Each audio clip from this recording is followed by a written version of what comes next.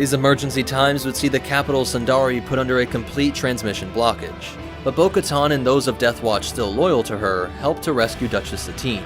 The enemy of my enemy is my friend. Those Death Watch that were loyal to Maul changed their look to represent this secret and true ruler of Mandalore.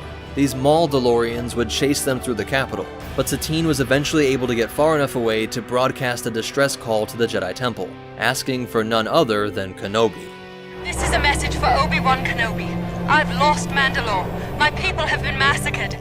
Ki-Adi-Mundi points out that because they chose to be neutral, this is considered an internal affair. The Jedi cannot get involved.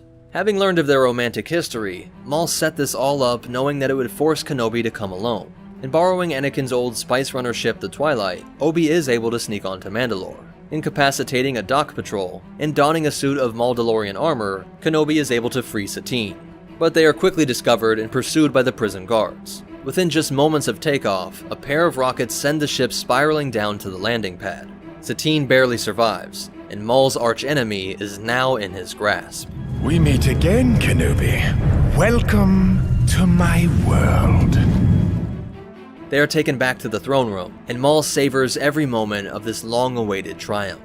He says he never planned on killing Kenobi. He wants the Jedi to experience all the pain Maul has suffered through. 12 years of wallowing in trash left to die, from powerful to forgotten, in constant starvation, driven to insanity. The rage bursts through when he force-chokes Satine into the air, the woman that Kenobi fell in love with early on in his life as a Jedi.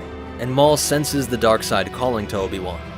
Fear, and yes, your anger. Let your anger deepen your hatred. But Kenobi is resilient in his defense. Even in this moment, he remains calm, tells Maul that only the weak give in to the dark side, and that he knows of Maul's origins on Dathomir. I know where you're from. I've been to your village. I know the decision to join the dark side wasn't yours. The Night Sisters made it for you. Silence! It was I who languished for years, thinking of nothing but you. Nothing but this moment. Using the Force, he pulls her into the blade that was meant to symbolize the unification of Mandalore. Mortally wounded, she collapses, and with her final breath, the Duchess of Mandalore reassures Obi-Wan that she had never forgotten the love they shared. A love pulled apart by his duties to the Order and hers to her people. I've loved you always. I always will. As the room falls silent, Savage asks what should be done with him now, and Maul sends Kenobi away, knowing that brutally murdering this Jedi out of rage and bloodlust would not be as satisfying as calmly torturing him over many years. A decision that shows the influence from his old master, a man who knew how to use patience as a cruel weapon. Darth Sidious may have been proud if it had been in alignment with his singular vision, but this rise in the dark side had been detected by the Sith Lord as well. You summoned me, Chancellor.